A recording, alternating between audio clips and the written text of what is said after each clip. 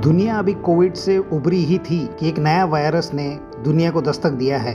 आइए HMPV virus का स्वागत करें। एचएमपीवी संक्रमित होने पर सर्दी जुकाम जैसा लगता है। यह अक्सर सर्दियों के सीजन में होता है। साधारणतः इससे नाक में या मुंह में इन्फेक्शन होना जायज है, लेकिन सीरियस केस में निमोनिया भी हो सकता है।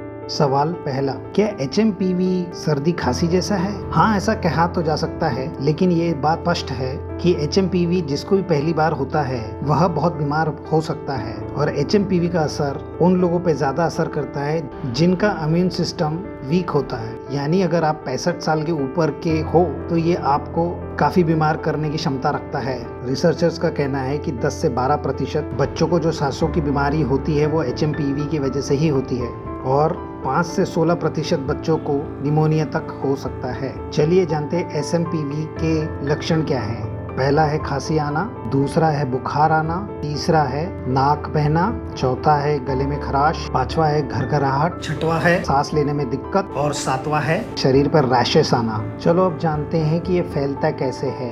इन 3 वजहों से ये फैल सकता है। पहला, अगर कोई संक्रमित पेशेंट किसी रूम में खांसता या छींकता है और आप उसी रूम में बैठे हैं और श्वास नलिका से उस छींक को अंदर लेते हैं तो आपको इन्फेक्शन होने के चांसेस हैं।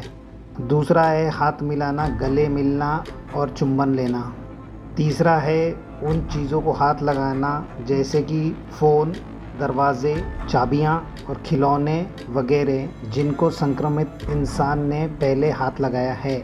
एचएमपीवी से कौन से कॉम्प्लिकेशन निर्माण हो सकते हैं? इन कारणों की वजह से आपको अस्पताल में भर्ती किया जा सकता है। पहला है ब्रोंकियोलिटिस, दूसरा है ब्रोंकाइटिस, तीसरा है निमोनिया, चौथा है अस्थमा और पांचवा है कानों का इन्फेक्शन। एचएमपीवी को डायग्नोस कैसे करते हैं, कैसे पता करते हैं हॉस्पिटल में कि आपको एचएमपीवी हो चुका है? इसकी प्रक्रिया वैसे ही है जैसे कोविड में थी। आपके नाक अथवा मुंह में स्वैब डाला जाता है और उसे लेबोरेटरी भेजा जाता है पता करने के लिए। अस्पताल ये सब तभी करेगी जब आप बहुत ही बीमार हैं।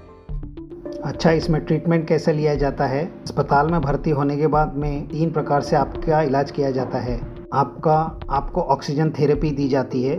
जैसे कोविड में ऑक्सीजन सिलेंडर्स लगाए गए थे, वैसे ही अगर आपको सांस लेने में दिक्कत हो रही है तो आपको ऑक्सीजन बाहर से दिया जाता है। दूसरे नंबर पे आता है श्रेणी 4 का फ्लूइड्स यानी सलाइन जैसी चीज आपके 4 नंबर के वेन में डायरेक्ट डाली जाती है ताकि आपको पानी की कमी ना हो सके। तीसरा है स्टेरॉइड्स, कॉर्टिकोस्टेरॉइड्स, जो इन्फ्लेमेशन आपका कम करती है यानी सूजन और दूसरे सिम्टम्स। अब जानते हैं एचएमपीवी से कैसे बचा जाए। पहला, हाथ धोते रहिए साबुन और पानी से। पानी ना हो तो अल्कोहल बेस्ड हैंड सैनिटाइजर से हाथ धोइए जैसे कोविड में धोते थे। नाक और मुंह कवर करके रखिए जैसे कोविड में करते थे। जब भी आपको छींक आए तो अपने कोहनी से उसे छुपाएं, अपने हाथों से नहीं। बीमार लोगों से दूरी बना के रखिए जिनको सर्दी खांसी हुई है। अगर आप संक्रमित हो चुके हैं तो आप भी मास्क पहनिए ताकि दूसरों को ना हो। चेहरे पे आंख, नाक और मुंह पर हाथ लगाने से बचिए। आपका खाना किसी और के साथ साझा ना कीजिए। झूठा खाना किसी का ना खाइए। झूठे बर्तनों का इस्तेमाल ना कीजिए जैसे चम्मच, कप्स और थालियां। अब जानते हैं आप कितने दिन तक संक्रमित रह सकते हैं। ये संक्रमण कुछ दिनों से लेके 1 हफ्ते तक चल सकता है। संक्रमण खत्म होने के बाद भी आपको थोड़ी वीकनेस आ सकती है। अब जानते हैं ठीक होने के बाद आपको क्या करना है।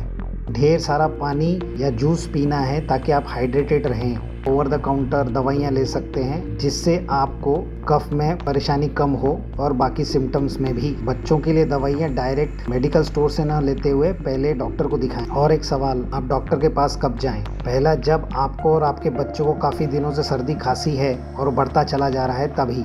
बच्चे को 3 दिन से ज़्यादा अगर कफ है तो डॉक्टर को दिखाना ज़रूरी है। इमरजेंसी कब घोषित की जानी चाहिए? पहला, जब आप बहुत ज़्यादा बीमार फील कर रहे हो।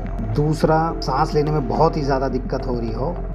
तीसरा, जब आपकी त्वचा, होंठ और नाखून नीले पड़ जाते हो। और चौथा, जब आपकी तबीयत कुछ ज़्यादा ही खराब हो जाए। ये वीडियो सिर्फ आपको एचएमपीवी से चेताने के लिए था। संक्रमित होने पर अथवा संक्रमित महसूस करने पर तुरंत डॉक्टर के पास जाइए। धन्यवाद।